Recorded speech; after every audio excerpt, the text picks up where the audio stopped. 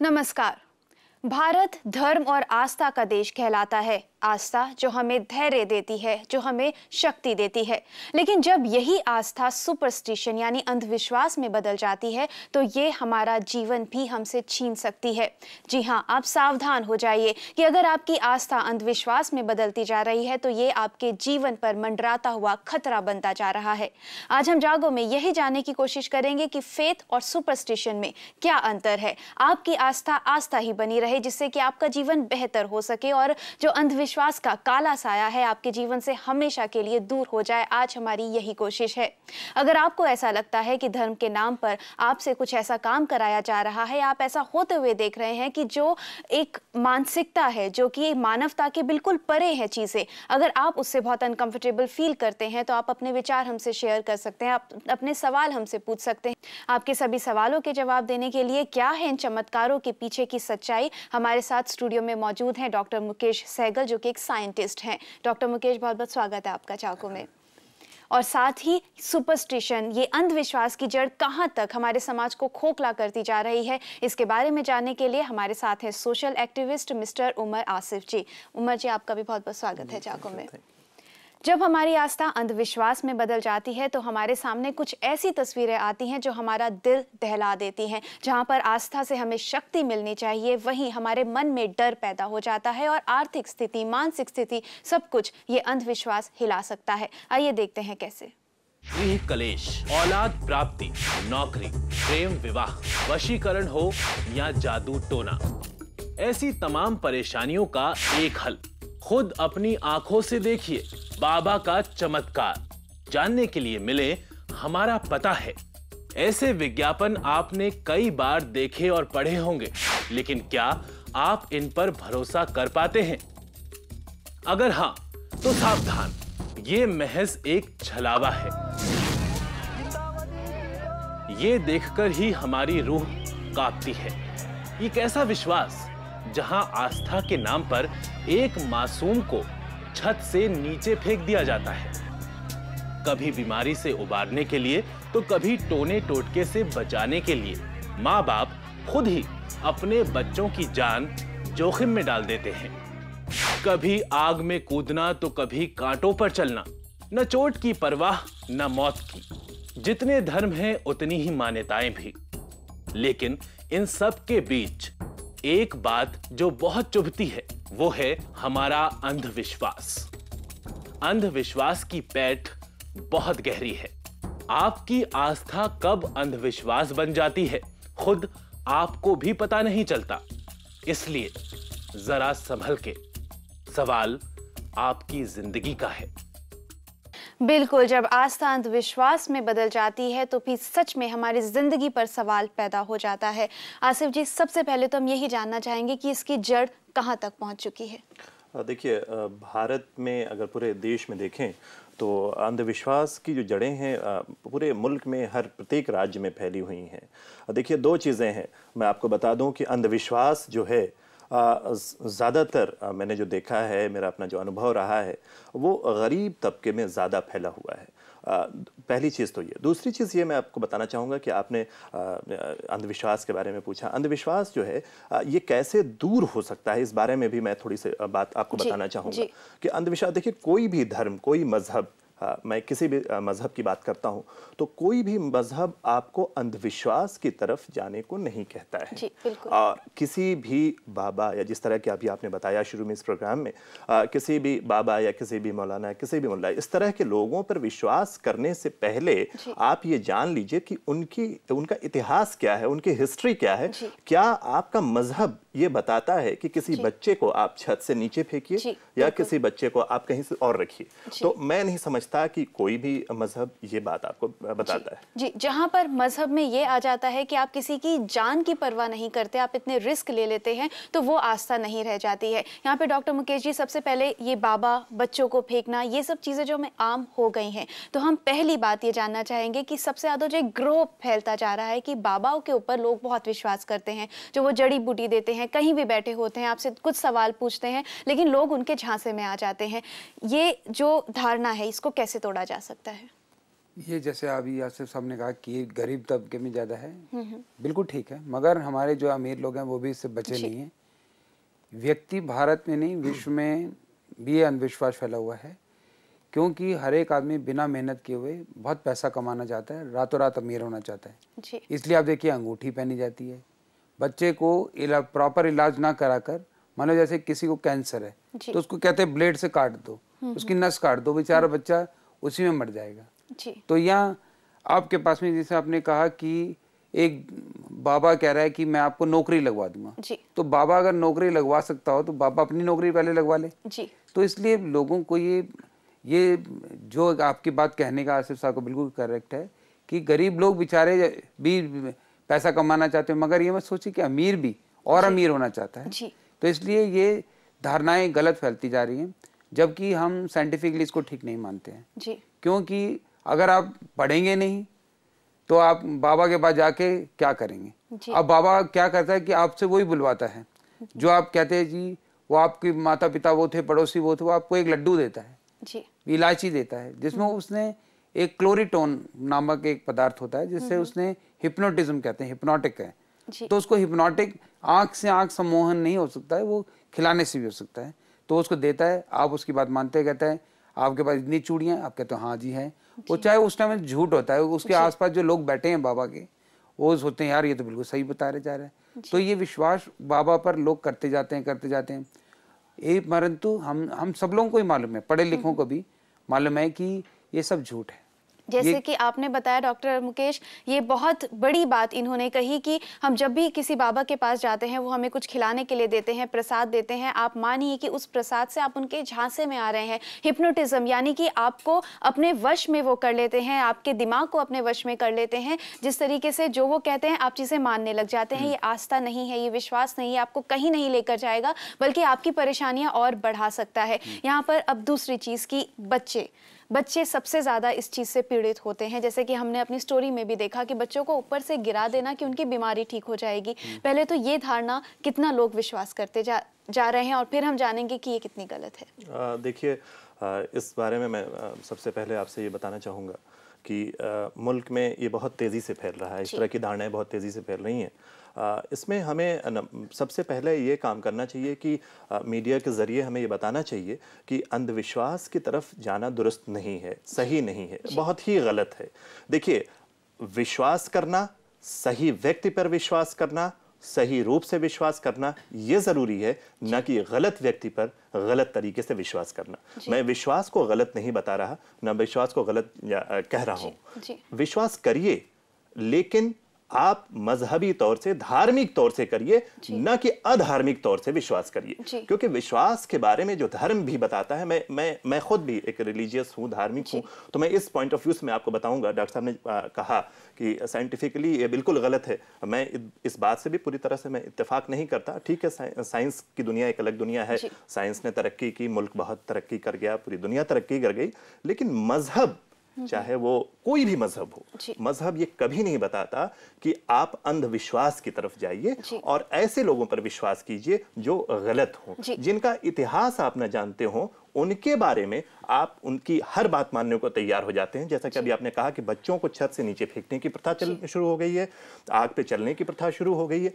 इस तरह की प्रथा क्या आपके मजहब में बताई गई है? क्या आपके धर्म में बताई गई है? अगर आपके धर्म में ऐसा नहीं बताया गया है तो आप ऐसा क्यों कर रहे हैं? बिल्कुल गलत है, ऐसा मत करिए। जी, हम अपने रिलीजन को बहुत अच्छे से जानते हैं, पढ़ते हैं उसके बारे में, और जैसा कि आपने सही कहा कि किसी भी धर्म में ये नहीं लिखा कि हम एक इंसान की, बच्चों की लाइफ है रिस्क में डाल दें और उससे सब कुछ अच्छा होगा। आस्था और ईश्वर और धर्म यही सिखाता है कि आप खुद पर विश्वास कीजिए, आपके अंदर की जो शक्तियां हैं उनको आप बहुत स्ट्रांग कीजिए, और आप जब वो बहुत स्ट्रांग कर लेंगे तो उसके बाद आप अपनी किस्मत खुद लिख सकते हैं। अपनी मेहनत से आप जो चाहते हैं वो आपको मिल सकता है जब वो आपके अंदर है, और यही धर्म का मतलब होता है। यहाँ पे डॉक्टर आसिफ जी, हम अभी लेंगे एक छोटा सा ब्रेक, लेकिन फिर जानेंगे कि बच्चों को ऊपर से गिराना जो बहुत फैलता जा रहा है, वो चीज़ जागरूक करनी ज़रूरी है कि उससे मेडिकली बच्चों को फ़ायदा नहीं हो सकता। ये हम जानेंगे एक ब्रेक के बाद।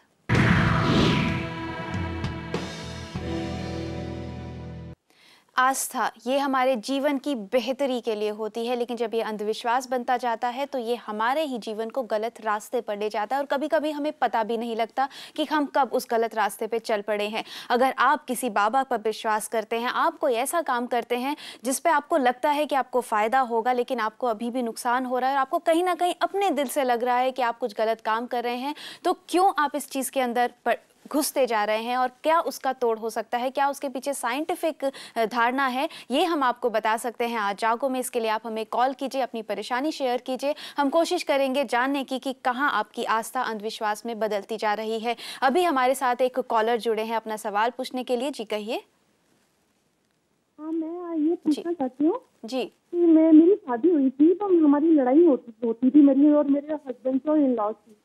जी तो मैं अपने बेटे को वहाँ ले रह रही थी। मेरा जो हस्बैंड है वो आउट ऑफ इंडिया रहता था, तो मैं वहाँ रहना चाहती थी। उन्होंने क्या किया, एक बाबा को घर पे बुलाया और मुझे हिप्नोटाइजम किया और मेरे को फिजिकली मतलब मेरे को डैमेज कर दिया। मैं बता नहीं सकती क्योंकि मुझे शर्म आती है, मैं एक औरत हूँ, लेकिन उसने मेरे साथ बहुत गलत किया है। और उसके बाद उन्होंने मेरा बच्चा छीन लिया और मुझे उन्होंने फिजिकली पूरा हरासमेंट कर दिया उन्होंने। तो मैं क्या करूँ, अब मैं किसी को कुछ कह भी नहीं सकती। उन्होंने ये कह दिया कि नहीं ये गलत है, ये लड़कों के पास, जबकि उन्होंने मुझे जबरदस्ती लड़कों के पास भेजा हिप्नोटाइजम करके। जी, हम बिल्कुल आपकी परेशानी समझ सकते हैं। ये बहुत ही दर्द वाली बात है कि और इनके हस्बैंड ने ही, उनको इतनी अंधविश्वास का साया इतना ज़्यादा है कि उनको पता ही नहीं लग रहा कि वो कब कब अपने घर की ही इज्जत नीलाम कर रहे हैं। तो यहाँ पर आसिफ जी, सबसे पहले तो क्या ये लीगल सहारा ले सकती हैं, ये उस बाबा के खिलाफ रिपोर्ट कर सकती हैं, और साथ ही इस चीज़ से वो अपने खुद को और अपने पति को बाहर कैसे ला सकती हैं? दो चीज़ें इसमें हैं, महत्वपूर्ण हैं। सबसे पहले कि आप अपने पति को इस बारे में पूरी तरह से साफ तौर से ये बताएं कि जिस बाबा को आपने मेरे पास भेजा है वो मेरे साथ गलत कर रहा है और गलत रास्ते की तरफ मुझे बढ़ा रहा है, नंबर 1। नंबर 2, यदि आपका पति इस बात की तरफ गौर नहीं करता है और उसे झूठा मानता है और बाबा की बताई हुई बातों पे आता है, तो आप बिल्कुल लीगली आप अपने नियर पुलिस स्टेशन, सामाजिक जितने भी कार्यकर्ता हैं, NGOs हैं, उनसे आप कांटेक्ट करिए और आप अपनी बात को साफ तौर से उन्हें बताइए कि मेरे साथ ये प्रताड़ना हो रही है, मुझे प्रताड़ित किया जा रहा है एक बाबा के जरिए। मुझे लगता है कि आपको इसमें शांति भी मिलेगी और आप सिर्फ और सिर्फ अपने सुख के लिए, अपने लिए ही ये काम नहीं करेंगे। देश में इस तरह की बहुत ही महिलाएं भी हैं और पुरुष भी हैं जो प्रताड़ित किए जा रहे हैं। मुझे लगता है कि आपको पूरे देश में आपके इस कदम से एक मैसेज जाएगा और सच की जीत होगी। जी, जैसा कि आसिफ जी ने कहा कि ये बहुत बड़ी बात होगी कि ये आपको भी आत्मविश्वास आपका ही बढ़ेगा और आप उन सब औरतों के लिए लड़ पाएंगी जिनके साथ ऐसा होता है। और साथ ही ज़रूर आप अपने जो पति हैं उनसे बात कीजिए, उनको पहले बताइए और उनके साथ के साथ अगर ये काम आप कर सकती हैं तो ये और भी अच्छा होगा। और पुलिस कंप्लेंट आप ज़रूर करें कि क्योंकि ये पूरी तरीके से सेक्सुअल हैरेसमेंट का केस है, आपका ये एक लीगल केस है, आप कंप्लेंट ज़रूर करें। हमारे साथ अभी जुड़े हैं चंद्रपाल जी फरीदाबाद से। चंद्रपाल जी, पूछिए अपना सवाल। मैम, मेरे परिवार में मिसेस के साथ काफी झगड़ा होता था, तो मैं एक बाबा के पास गया। उन्होंने मुझे 2 पेपरों पे लिख के दे दिया, कुछ उर्दू में, तो कह रहा है कि इन्हें दूध में पिला देना। मैंने वो पिला दिया, उससे और ज्यादा झगड़ा बढ़ गया। मैं जी 2 दिन पहले की बात है। मैं बाद में दोबारा बाबा के पास गया तो वो ये बोले कि एक को तो पिलाना था, एक को कूड़े में बाहर दबा देना था। जी इस वजह जी से चंद्रपाल जी, इसी तरीके की चीज़ें डॉक्टर आप मुकेश जी आपसे जानना चाहेंगे कि किस तरीके से ये काम करती हैं?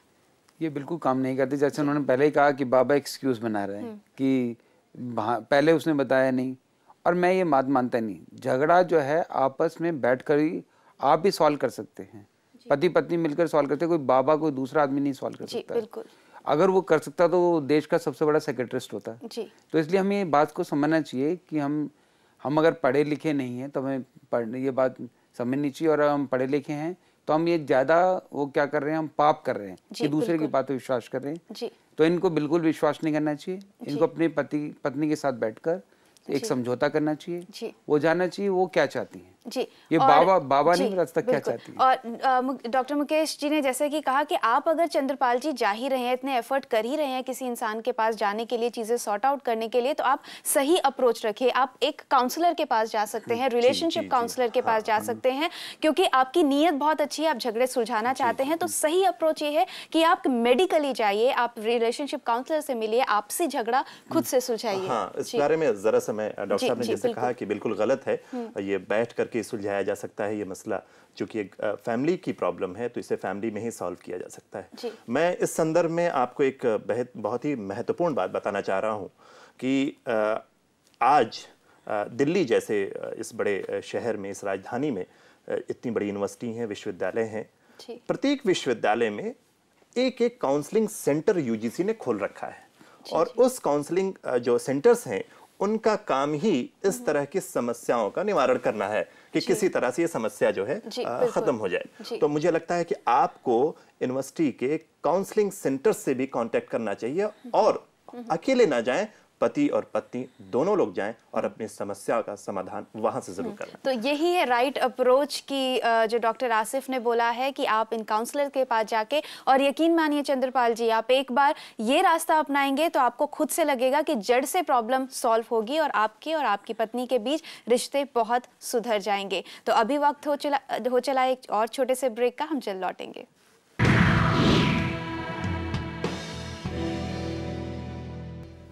आस्था के नाम पर, धर्म के नाम पर हम बहुत सी ऐसी चीज़ें करते हैं कि जो हमारे सेहत को ही नुकसान देता है। धर्म और आस्था हमें मजबूत बनाती है फिजिकली और मेंटली, लेकिन फिर भी कुछ डॉक्टर मुकेश जी, जैसे कि हमने बात की कि बच्चों को ऊपर से गिरा देना, वो मेडिकली कितना बच्चे को नुकसान दे सकता है, उसके शरीर को कितना नुकसान दे सकता है। आपने बिल्कुल ठीक कहा, ये बिल्कुल अंधविश्वास है जी, कि अगर आप बच्चे को ऊपर से नीचे फेंकोगे तो उसका हाथ पैर टूट सकता है, स्पाइनल कॉर्ड भी टूट सकती है। बच्चे को अगर सूर्य ग्रहण में दबा दो तो उसका दम घुट सकता है और उसका हाथ पैर खराब हो सकता है। तो मुझे नहीं लगता है कि ये कोई सुई चुभा रहे आप, तो हो सकता है एक्वा प्रेशर में कहीं ठीक पॉइंट पे लग गई है एक जगह तो ठीक हो गया, बट मुझे नहीं लगता कि अगर ऐसा हो तो Rajiv Gandhi cancer hospital, AIIMS hospital सब बंद हो जाने चाहिए और ये बाबा का जो है दुकान खुली रहनी चाहिए। तो हमें समझना चाहिए कि जो व्यक्ति हमारे पास में फैला रहा है उसका मोटो क्या है। जैसे डॉक्टर आसिफ साहब ने कहा, उसका मोटो एक है, पैसा। और हजारों की भीड़ में मान लेते हैं आप अपने आप ठीक हो गए, और मेरे को लगता है कि वो बाबा ने अपना प्रचंड रचाया होता है, अपने 5-6 चेले रखे होते हैं जो कहता है, जो फैलाता रहता है। जैसे मान लो किसी हम हार्ट सर्जन के पास जाते हैं तो पहले हमको एक जगह में रखता है और वो हमको मोटिवेट करता है कि बाईपास सर्जरी से कुछ नहीं होता है, ताकि हम स्वस्थ, हमारा कॉन्फिडेंस आ जाए। ऐसे बाबा भी 5-6 अपने चेले शायद रखता है कॉन्फिडेंस जीतने के लिए। जी मेरा बच्चा ठीक हो गया, मेरी बेटी का ससुराल में ये हो गया, पति मेरे वश में आ गया, ये सब करने से। मगर मुझे नहीं लगता कि ऐसा कोई मेडिकली फिट है। और हमारे सब मेरे ये जो दर्शक हैं इनसे अनुरोध है कि बाबा की बातों में ना जाएं, सही जगह में जाएं। अगर लड़ाई झगड़ा हो रहा है तो लीगल मीडिएशन में जाएं, या डॉक्टर आसिफ ने कहा कि यूनिवर्सिटी काउंसलिंग में जाएं, काउंसलर पे जाएं। हर किसी चीज का इलाज है। अगर रिश्तों में परेशानी है तो हमारे पास काउंसलर है, अगर हम शारीरिक रूप से हम बीमार हैं तो हमारे पास डॉक्टर्स हैं। तो ये बाबा और इस तरीके की धारणाएं बिल्कुल गलत हैं। आपके पास जब खुद अपने अंदर विश्वास है, आप अगर खुद में जागरूक हैं, तो ज़रूरत नहीं है इन सब लोगों की। ये इन सब चीज़ों से आपके लाइफ में परेशानियां ही बढ़ सकती हैं। सुनीता जी अभी हमारे साथ जुड़ी हैं नोएडा से। सुनीता जी पूछिए अपना सवाल। हेलो जी, मैं नोएडा से बोल रही हूँ। मेरा सवाल ये है कि जैसे आपने बताया कि आस्था और अंधविश्वास में जो बताया, तो मेरे परिवार में भी काफी झगड़े हैं, ठीक है। लेकिन अब वही होती है, पूजा पाठ में आस्था रखती, विश्वास रखती हूँ, लेकिन अब कई लोग कहते हैं ज्योतिष से पूछो, तो ज्योतिष से पूछते हैं तो वो ऐसा लगता है जैसे कुछ बातें वो सच बता रहे हैं, ऐसा तो होना ही था जी। तो समझ में नहीं आता कि मैं आस्था रख रही हूँ प्रभु पे या अंधविश्वास कर रही हूँ जीवन के उतार चढ़ाव के लिए। जी बिल्कुल सुनीता जी, यहाँ पे जो हम पत्रियों में बहुत ध्यान देते हैं, यहाँ पे डॉक्टर मुकेश जी आपसे जानना चाहूंगी, क्योंकि जैसा कि सुनीता जी ने कहा कि विश्वास हम इसलिए बनाते जाते हैं क्योंकि कभी कभी कुछ बातें सच हो जाती हैं, तो वो कितनी सही होती हैं और उसके पीछे बाकी सारे जीवन उसी चीज पर विश्वास करना कितना सही है। ये इनकी बात ठीक है। इन्होंने एक बात उठाई कि धर्म हमें कॉन्फिडेंस दिलाता है, बिल्कुल ठीक है। हर एक धर्म बताता है कि मेडिटेशन से हमें करने से हमारा कॉन्फिडेंस बढ़ता है, लेवल बढ़ता है, हमारी एनर्जी रिकंजर्व होती है। परंतु अगर आपको पत्री से, उसमें मैं नहीं करता विश्वास, क्योंकि मुस्लिम धर्म में, सिख धर्म में, क्रिश्चियन धर्म में क्या लंबे तक नहीं चलता है, बहुत चलता है। हमें चाहिए कि हम अपना जेनेटिकल ऑर्डर चेक कराएं कि हम जिस व्यक्ति से हम या लड़की से हम शादी करें, उससे आने वाले बच्चों में कोई डायबिटीज ना हो जाए, कैंसर ना हो जाए, वो उस बात पे नहीं जा रहे हैं हम पत्री मिला रहे हैं। पत्री, अच्छा पत्री भी मैं बात मानता हूँ, कहीं शास्त्री बहुत बढ़िया होते हैं। जैसे मान लो कोई बताता है चंद्रमा कल महापूर्णिमा होगी, ठीक है, उसने कितने साल पहले बताया, उसकी बात ठीक है कैलकुलेशन, परंतु ये ढोंगी बाबा जो पत्री मिला रहे हैं, उसको एक बार मैंने अपनी पत्री मिलाई कोई 18 साल बाद में शादी के बाद, तो पंडित ने कहा या तो तुम्हारी पत्नी मर गई होगी या पति मर गया होगा। तो जबकि हम दोनों जिंदा हैं, आज 6-7 साल और भी हो गए, तो ऐसा कुछ नहीं है। उसको पत्री पढ़नी आती है नहीं आती वो बात अलग है। पत्री ये खुद भी मिला सकती हैं आजकल, कंप्यूटर में है, कंप्यूटर में जाइए, मैच मिलाइए, तो ऐसा हो सकता है। परंतु धर्म में आस्था रखना बहुत बढ़िया है। धर्म हमें सिखाता है कि सच बोलो, किसी को तंग मत करो, गरीब की सहायता करो। हमें धर्म सिखाता है कि विश्वास रखो, अपनी मेहनत करो। हमें धर्म ये नहीं सिखाता कि पत्री मिलाओ।